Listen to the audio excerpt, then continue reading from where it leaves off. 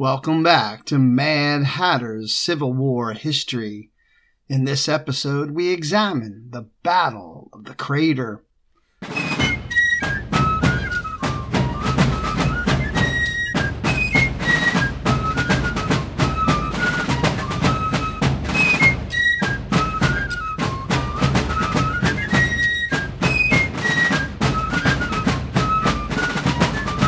In the summer of 1864, after 6 weeks of virtually constant combat in the wilderness area of Northern Virginia, the Union and Confederate armies of Ulysses S. Grant and Robert E. Lee settled into an uneasy siege around the city of Petersburg, 23 miles southeast of Richmond. With a population of 18,000, Petersburg was the second largest city in Virginia and the seventh largest in the entire Confederacy. Lead works used for manufacturing bullets, as well as numerous warehouses located within its confines, gave the city a manufacturing value central to the Southern war effort. The 5 rail lines radiating out from the town gave it an added strategic significance. The Richmond and Petersburg Railroad connected Petersburg with the capital. The Petersburg Railroad, commonly called the Weldon Railroad, ran between Petersburg and Weldon, North Carolina. Together, these two lines provided the only direct link between Richmond and the rich resources of the coastal regions of the Carolinas and Georgia. In addition, the South Side Railroad connected Petersburg with East Tennessee and the Deep South via the Richmond and Danville Railroad. The City Point branch of the South Side Line gave the Confederates access to the Deep River port at City Point. Finally, the Norfolk and Petersburg Railroad ran through the fertile Blackwater River country before reaching enemy-held Suffolk. Petersburg thus linked Richmond with the rest of the Confederacy, and control of the crucial rail hub was vital if Richmond was to be held successfully. The first direct Union threat to Petersburg was mounted in May of 1864, when Major General Benjamin F. Butler advanced south of the James River from Bermuda Hundred. Butler's Army of the James, operating where the Appomattox River entered the James, could have occupied the town in early May, but bad luck and poor leadership prevented its capture at the time. A concerted attempt to take Petersburg occurred on June 15th, when the Federals assaulted the town's outer defenses. The effort lasted for 3 days and proved another costly Union failure. The missed opportunities of May and June convinced Grant that more frontal attacks on the entrenched positions defending Petersburg would not succeed. He embarked instead on a series of flanking movements to his left and south, designed to take the enemy bastion from the rear. June 22nd saw the first Union slide around the Confederate right at Petersburg. That day, the Union Second Corps was surprised and routed by Brigadier General William Mahone's gray-clad infantry. The next day, a Federal try at breaking the Weldon Railroad due south of the city was shattered, again by Mahone and his men. The opposing armies, exhausted and bloodied, began to dig in, and the Siege of Petersburg commenced in earnest. It was not a siege in the classical sense. The Confederates were never completely surrounded. From its fortified lines to the east and south of the enemy's stronghold, the Union Army would launch repeated expeditions toward the sparsely defended regions to the southwest in an effort to cut the Weldon and South Side Railroads, Richmond's last link to the outside world. In response, Lee would counter the enemy thrust with blocking movements and counterattacks of his own. During July, active operations shifted north of the James River as the Federals attempted to take Richmond by delivering an assault from the Union bridgehead at Deep Bottom on the north shore of the James River. Although another failure, the effort did have one promising result. To counter the enemy thrust at Richmond from Deep Bottom, Lee withdrew 4 infantry divisions from south of the James, leaving only 4 weak infantry divisions to guard the vital Weldon and South Side railroads. Realizing that the Petersburg front had been weakened, at least temporarily, the relentless Grant looked for a way to exploit the new situation.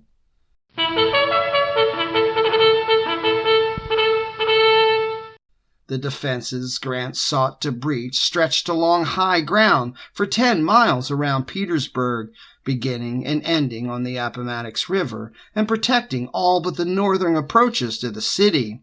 55 partially enclosed artillery batteries, consecutively numbered from east to west, were linked together by trenches.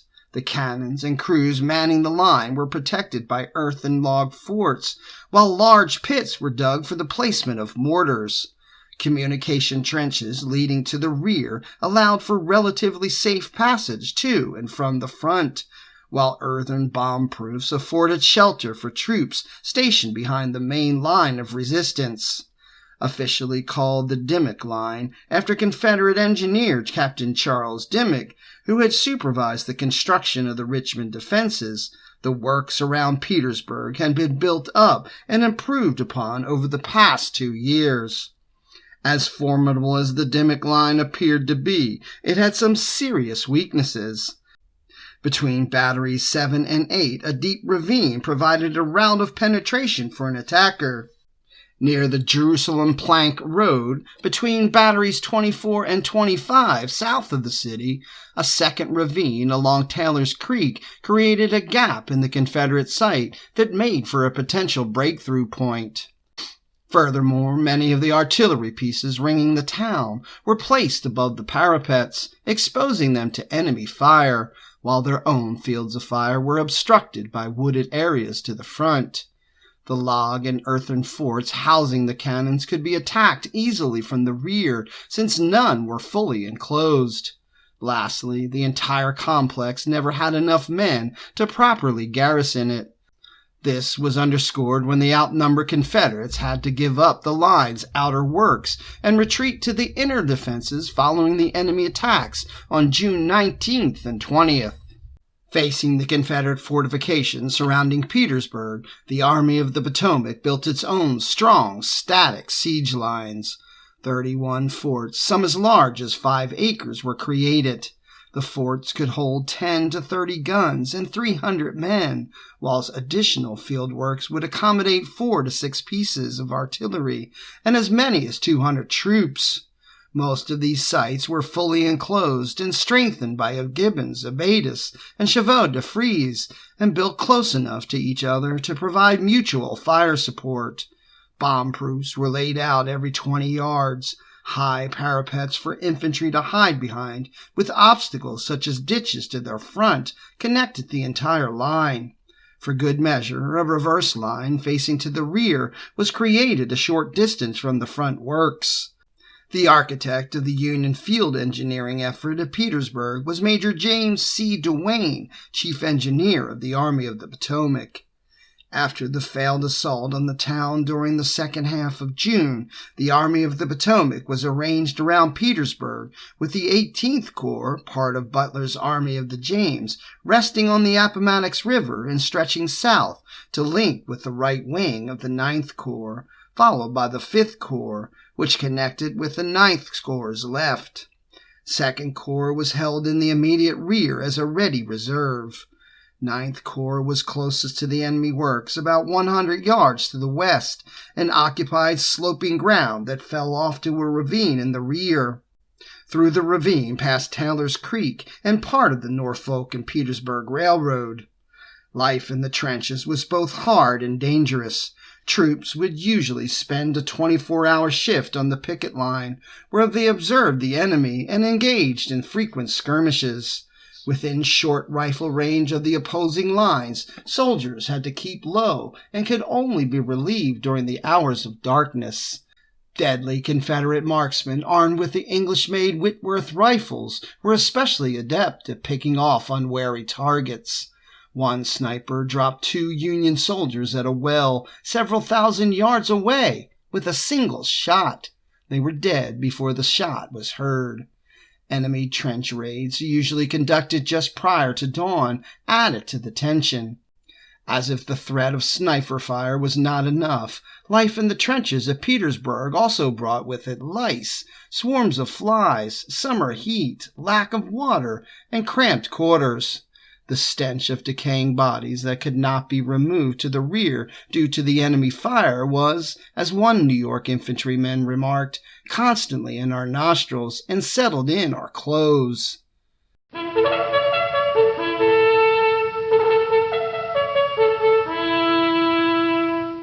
From late June on, 9th Corps found itself under the guns of the rebel fortifications protecting Petersburg. The Corps was the smallest in the Army of the Potomac, with a complement of only 39 regiments, about half of the number in other corps. 2nd Corps, for example, had 83 regiments.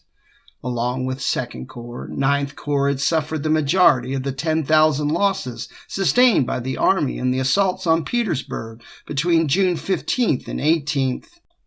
During the battles of May and June, 5 brigade leaders had been lost to wounds, and many experienced staff officers had been killed or disabled. By early July, it was common to see regiments led by captains, while many colonels now commanded brigades. If the 9th Corps was bled white and exhausted as it settled in for the Siege of Petersburg, the same could be said of its commander, Major General Ambrose Burnside. Burnside was 40 years old in 1864, a graduate of the United States Military Academy at West Point, class of 1847. After serving in the Mexican War and on the southwestern frontier, Burnside retired from the Army in 1853 to engage in the gun manufacturing business. He later took a management position with the Illinois Central Railroad.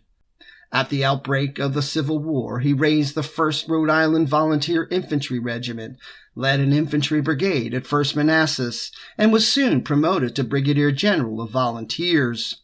From a string of minor successes on the coast of North Carolina in 1862, Burnside was promoted to Major General.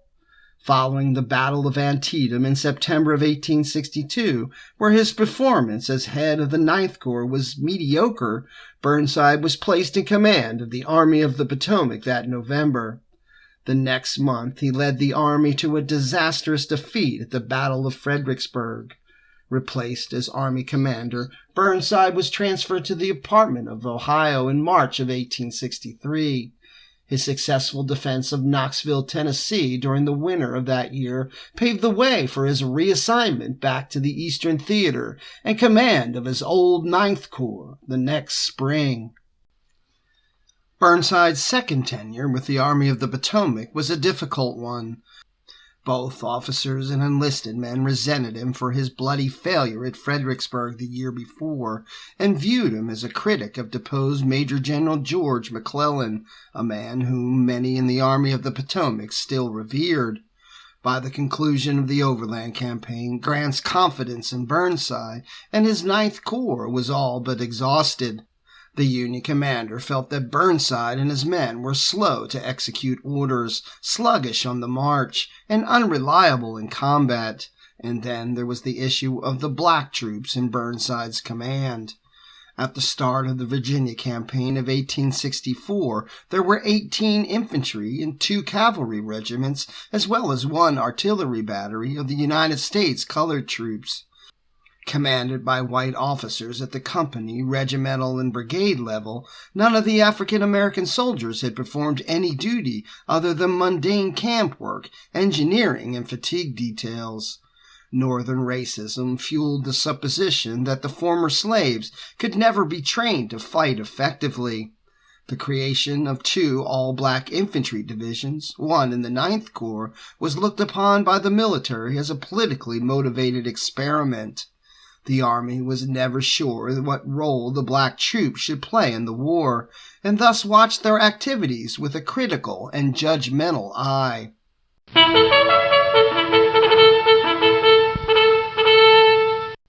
The African-American infantry in the Army of the Potomac, 9 regiments grouped into the 4th Division, had not been given a chance to prove itself during the Overland Campaign.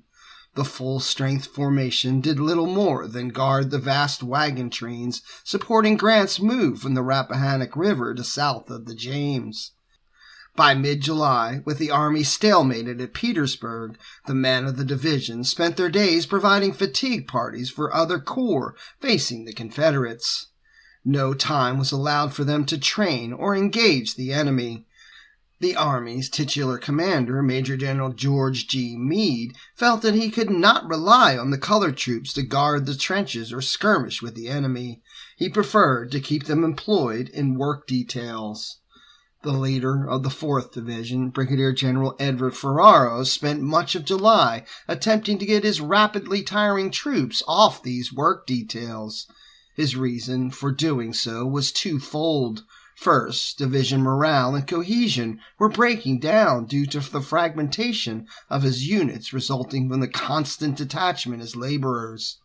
Second, he had been informed by Burnside early in the month that his men might have to lead the assault on Petersburg works after the successful completion of a top-secret mining operation that was then being conducted in the 9th Corps sector. Unfortunately, Ferraro's pleas to his superiors for time to gather his division and prepare it for the upcoming action were ignored. Little respect for his black troops, and even less for him, made Ferraro's request fall on deaf ears. The 33-year-old Ferraro had been a successful dance instructor in New York City and a lieutenant colonel of militia. He participated in Burnside's North Carolina expedition in 1862 as a colonel of the 51st New York Infantry. At that rank, he led a brigade in the 9th Corps at 2nd Manassas, Antietam, and Fredericksburg. His performance was lackluster. His leadership of a division at the Siege of Knoxville was passable at best, and did nothing to engender respect from his superior officers when he came east. To top it off, there was bad blood between Ferraro and his corps commander. After the debacle of Fredericksburg and the embarrassment of the mud march that followed, Burnside demanded that a number of officers he deemed insubordinate be removed from their posts, and one of them was Ferraro. The plan to explode a mine under the Confederate lines, thus opening a breach in the town's defenses, was first proposed by Brigadier General Robert G. Potter, leader of the 2nd Division, 9th Army Corps. Since late June, his command had held the Union trench works west of Taylor's Creek. From this vantage point, he observed a bulge in the enemy line 100 yards to his front. Dubbed Elliott Salient after Confederate Brigadier General Stephen Elliott, Jr., whose South Carolina troops occupied it, the salient contained a small redoubt guarded by a 4-gun artillery battery. The brigadier surmised that an underground mine set off beneath the fortification could create a gap in the enemy lines that might lead to the capture of Petersburg itself. Potter sent his proposal to his corps commander, Burnside.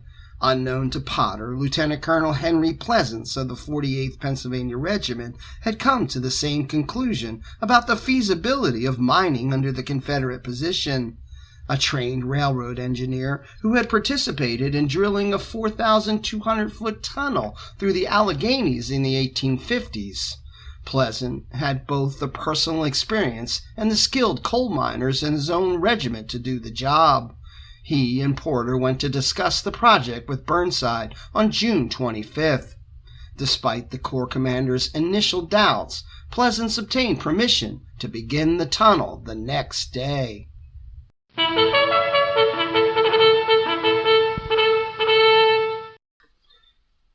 Within 72 hours of opening the mine, Pleasant and his men had burrowed 130 feet, a quarter of the distance to the enemy fort. While Pleasant's men toiled, Meade and Duane looked on with skepticism. Both felt certain that the project would fail and did their part to make the prediction come true by withholding all material aid. Pleasants had to scour the rear areas of the army to find the necessary wood and tools required for the job. By mid-July, the tunnel was almost complete. Pleasants requested from the artillery chief 8 tons of black powder and 1,000 yards of safety fuse. What he got was only 4 tons of black powder and a blasting fuse, not the requested safety fuse. Nevertheless, on July 28th, Pleasants reported that the mine was ready to be activated. Some 320 kegs of gunpowder, weighing a total of 8,000 pounds, had been placed at intervals inside the 510-foot tunnel, primed for explosion with a 98-foot-long fuse. While Pleasant's men dug, Burnside finalized the plan for the follow-up assault. As he envisioned it, the attack would take place before dawn, with the lead units in column formation and engineers at the head of each formation to clear away any obstacles in their path. Grant, in turn, ordered a diversionary move by Major General Winfield Hancock's 2nd Corps and a few thousand cavalry north of the James River in the hopes of drawing off enemy forces from Burnside's front. Grant also ordered Major General Gouverneur Warren's 5th Corps and Major General Edward Ord's 18th Corps to ready themselves to support 9th Corps' efforts. The key to Burnside's plan was getting to the high ground around 400 yards northeast and behind the Confederate lines near the town of Blandford, just east of Petersburg. Running parallel to the enemy works was the Jerusalem Plank Road heading north. Topping the summit was a small brick church and cemetery that gave the hill its mordant name, Cemetery Hill. Burnside envisioned his black troops conducting a lightning thrust through the hole created by the mine, supported on the left flank by the 3rd Division and on the right flank by the 1st Division, and with the 2nd Division following closely behind. Ferraro's division was chosen to lead the attack. Burnside picked the troops for a number of reasons. First, although lacking combat experience, they were relatively fresh and up to the strength with 4,300 men, something that could not be said of the 9th Corps' 3 white divisions, which were low in numbers as well as morale. Second, unlike the battle-wise troops of the white units, who Burnside felt would go to ground as soon as they advanced beyond friendly entrenchments, the black soldiers would be eager to prove themselves and would attack without hesitation. Ferraro was ordered to detach a regiment from each of his 2 brigades to clear the enemy trenches to the left and right of the breach made by the exploding mine. On July 26, Burnside presented his plan to Meade, who, in no uncertain terms, forbade the colored troops from leading the assault. Furthermore, Meade ordered the attack to be a straight drive for Cemetery Hill, with no forces being spared for clearing the adjacent Confederate works. Meade went to Grant and convinced him that to allow the black troops to head the attack would bring down a political firestorm from radical abolitionists in the Lincoln administration if the operation failed and the black division incurred great loss of life. Grant agreed and gave his approval for Meade's revised attack plan. With this carefully thought-out scheme for the advance of the Petersburg fortifications rejected, Burnside had to construct a new one from scratch. He sent for the commanders of his 3 white divisions, Brigadier Generals James H. Lidley, Robert B. Porter, and Orlando B. Wilcox, and told them to decide among themselves which one of their formations would now lead the attack. Ferraro was not at the conference, having been granted leave on July 21st to travel to Washington to lobby Congress in person for his yet unconfirmed brigadier rank. He would not return to the front until the late afternoon on the 29th, barely 8 hours before the mine was set to go off. Several hours of unproductive discussion followed, with no one volunteering for the dangerous assignment. Frustrated by the proceedings, Burnside finally had the generals pick lots. Ledlie drew the dubious honor of leading the attack, which was to commence barely 12 hours hence.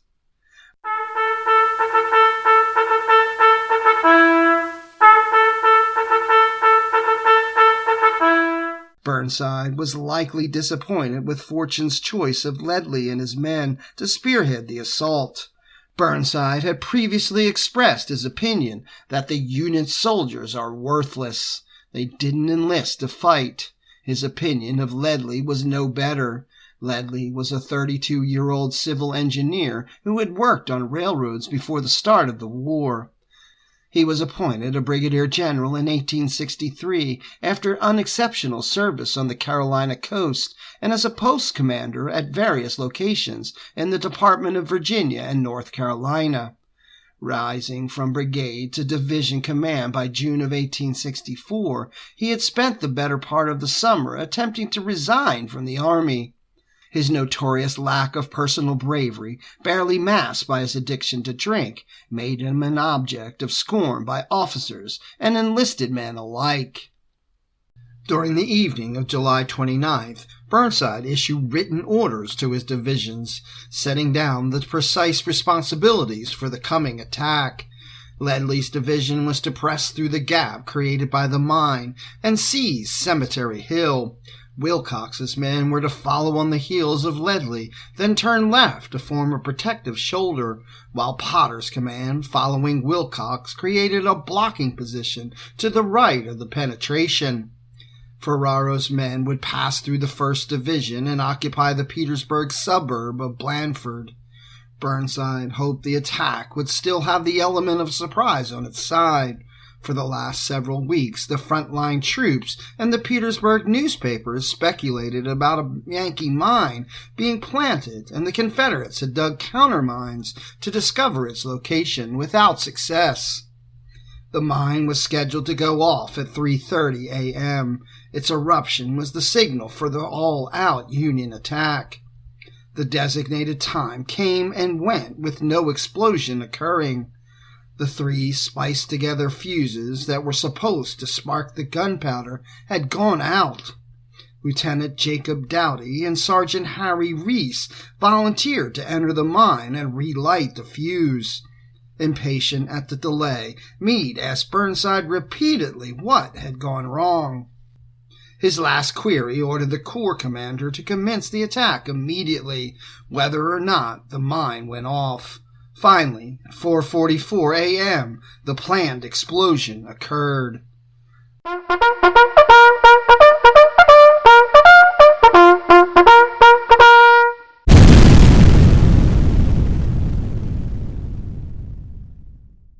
The ensuing blast would have done credit to several thunderstorms, a Union soldier remembered. The explosion set off ground tremors that were felt for several hundred miles in all directions. Followed by a muffled rumbling noise almost in slow motion, the fort, its cannons, and garrison were lifted 100 feet into the air by a mushroom-shaped cloud. Debris did not stop falling to earth for a full 5 minutes, and observers said a heavy veil of smoke stood for a moment over the wreck, as if reluctant to reveal the destruction. As the sound of the explosion died away, it was replaced by the blast of 164 Union cannons and mortars directed at the Confederate lines.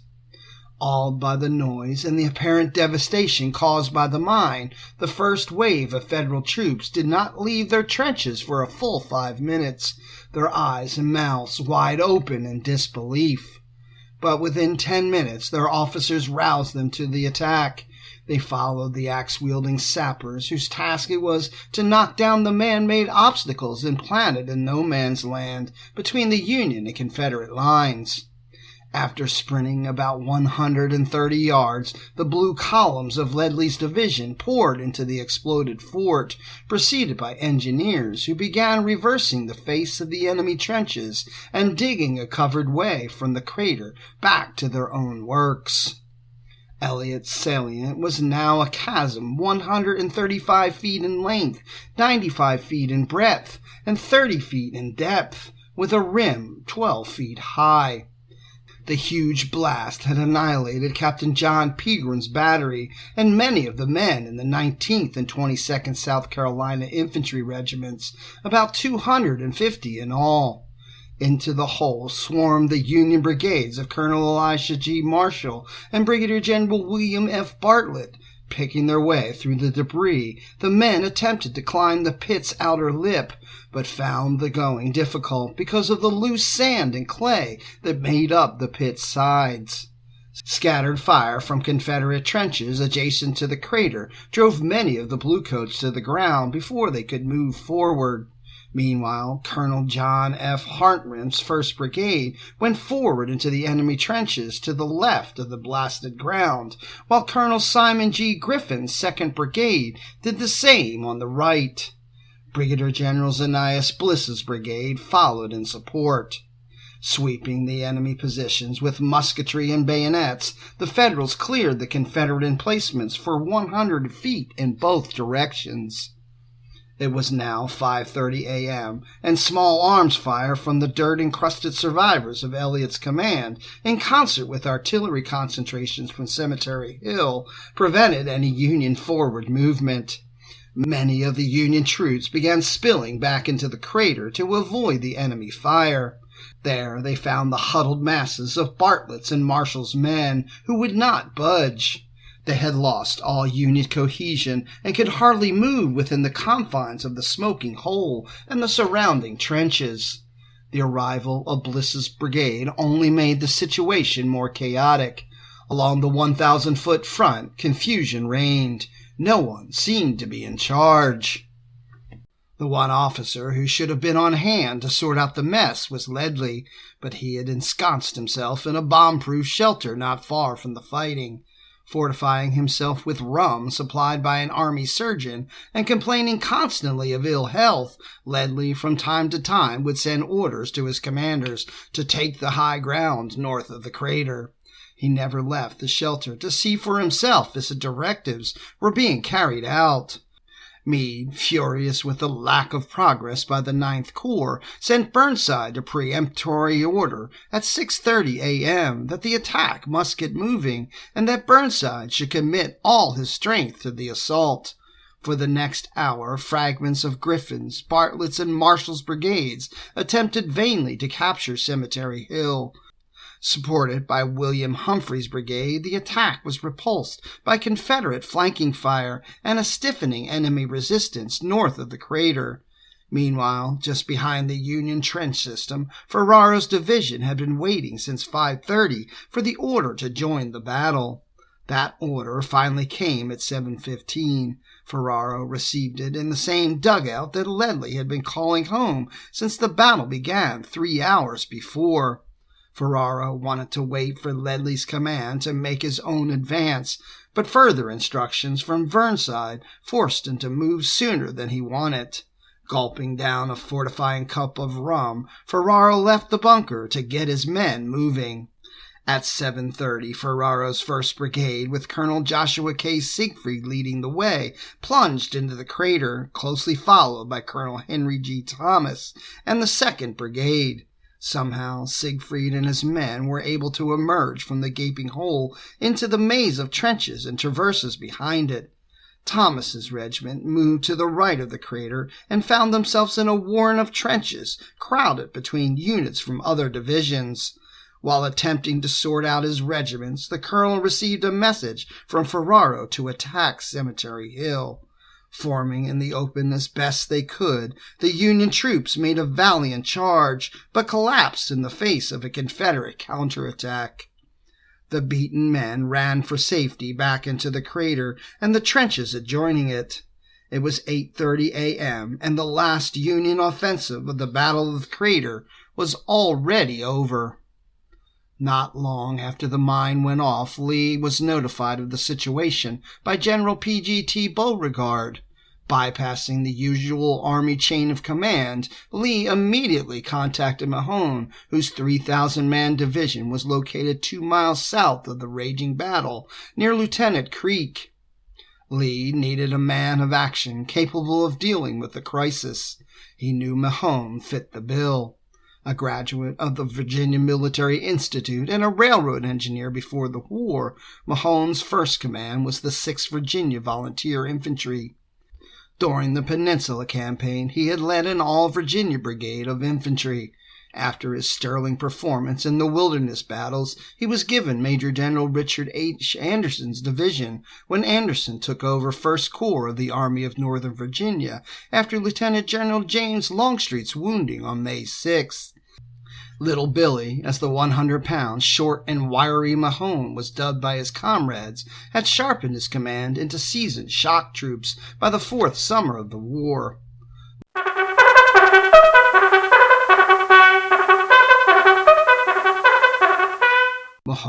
heard the mine explosion, but was not aware what it meant until Lee's orders reached him at his headquarters near the Wilcox farm. Told to send 2 of his 5 brigades to the scene, Mahone decided to lead them himself. He quickly got Colonel David Weisiger's Old Dominion Brigade and Brigadier General Ambrose R. Wright's Georgia Brigade, temporarily commanded by Colonel Matthew R. Hall, into marching order. These units started on their journey around 6 a.m., taking a roundabout route through ravines to conceal them from Federal observation. Racing ahead of his moving formations, Mahone found Beauregard, who gave the Virginian the authority to conduct the operations against the Union threat at the crater as he saw fit. Leaving Beauregard, Mahone made his way down the Jerusalem Plank Road, past Cemetery Hill, and traversed a covered way a few hundred yards from the Confederate front. Following the covered way, the general entered a shallow ravine that ran parallel to the main trench line. Mahone climbed a slight rise and observed firsthand the chaotic situation at the crater. He determined that he would need as much of his division as possible to deal with the mob of Union forces in and around the smoldering breach. He called for Colonel John C. Sanders' Alabama Brigade to join him immediately. As Mahone scouted the Federal position, Weisiger's and Wright's men cautiously approached, their progress hampered by heavy artillery fire. The 800 Virginians passed the cemetery and entered a ravine that lay directly opposite the crater. They were ordered to lie down, fix bayonets, and prepare to attack. Seeing Thomas's black regiments prepare to come forward, the Confederates moved against them. The Virginians, followed by several North Carolina regiments, struck the Federals front and flank just north of the crater. Suffering heavy losses, the black troops were thrown back amid angry Confederate cries of "No quarter! No quarter!" Several black soldiers captured during the melee were killed on the spot by their captors. The retreating Federals were driven back to the crater and the surviving trenches on either side. The Union troops were packed together so tightly, said one Federal officer, that it was impossible for any of us to use our muskets, and when the enemy in overwhelming numbers charged down upon us, they found us in this defenseless condition. Surrender or death were the only alternatives present. Another Union officer remembered how his men found it almost impossible to move their arms or legs, let alone fire their weapons. Fear spread quickly among the troops inside the crater. As soon as the Confederate rifle barrels were seen pointing over the crater's rim and discharging into the milling masses, fear turned to abject panic. Some men tried to shoot their guns. Others tumbled out of the hole and ran headlong for the Union lines. The white soldiers attempted to keep the black troops in front of them as human shields. The fight continued in full flood, and the Confederate defenders paid in blood as well. Captain John E. Lawton, with the Virginia Brigade, recalled that his unit of over 100 men was almost wiped out. Another Confederate officer, describing the combat as taking place at close quarters with the bayonet and rifle but freely used. Despite the fury of their attack, Weisiger's men could not clear the crater of the dense throngs of enemy troops inside it. They had lost half their strength because of the fire coming from the crater and the nearby trenches. Mahone sent Wright's brigade to the south of the crater to take some of the pressure off the Virginians. The Georgians swung to the rear of the Federals, only to meet determined resistance from Hartranft's and Humphrey's commands, which occupied part of the fort not demolished by the explosion. The Bluecoats were supported by 2 captured artillery pieces. A Confederate officer remarked that as soon as the Georgians got near enough, the enemy opened fire, and they fell like autumn leaves. Wright's men had to retreat. Confederate small arms fire was joined by increasing numbers of cannon and mortar rounds. The exhausted Union forces inside the crater realized that no help would be forthcoming. The Union High Command had not even considered it. Their only salvation lay in retreating over the shell-swept ground. A message from Burnside to the brigade leaders in the crater sanctioned a withdrawal. Word passed down the line to the respective units to prepare to make a dash for safety. An officer was sent back to the Federal trench line to arrange covering fire by friendly artillery. Just as the movement to the rear was about to commence, the Confederates launched another counterattack. Mahone hoped to pin down the enemy while he administered the coup de grace. Mahone told Sanders and his men to advance to the crater without firing and make for the part of the fort that had not been shattered by the mine blast. Once under its cover, they were to shoot into the crater and capture or drive out its defenders. The final Confederate attack started at 2 p.m., preceded by the opposing artillery pounding each other. Armed shoulder, the Alabamians moved out immediately, raised a yell, and made a beeline for the fort's walls. Union musket fire proved ineffectual because of the speed and surprise of the Southern attack. The Confederates approached to within 100 feet of their target before they were even seen. With little enemy rifle fire directed at them, Sanders' brigade reached the crest of the crater and poured volley after volley into the stunned Union troops. Not only bullets, but chunks of wood, clods of dirt, spent cannonballs, and discarded bayonet-tipped muskets were hurled at the huddled and demoralized enemy. Then the Confederates surged into the crater itself, using clubbed muskets and bayonets with great execution. In a matter of minutes, the Federal defense fell apart. Some soldiers surrendered. Others attempted to flee back to the main Union lines through an intense gauntlet of fire. Many of the black troops were cut down by Sanders' men as they tried to surrender.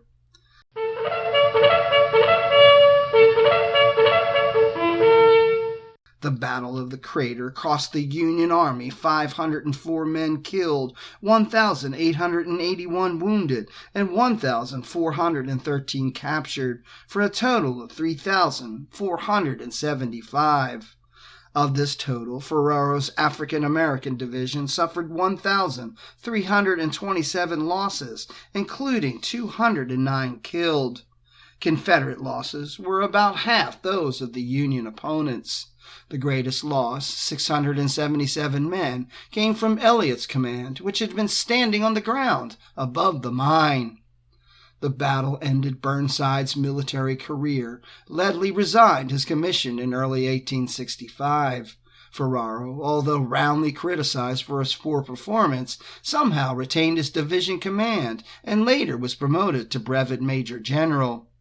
Mahone, for his part, was made a major general immediately after the battle. The crater was a painful Union disaster, a great opportunity carelessly executed and quickly forfeited. The final judgment belonged to Grant, who called the battle a stupendous failure, the saddest affair I have seen in this war. It's your history. Learn it, know it, love it. Like and follow so you don't miss any of the exciting episodes from Mad Hatter's Civil War history.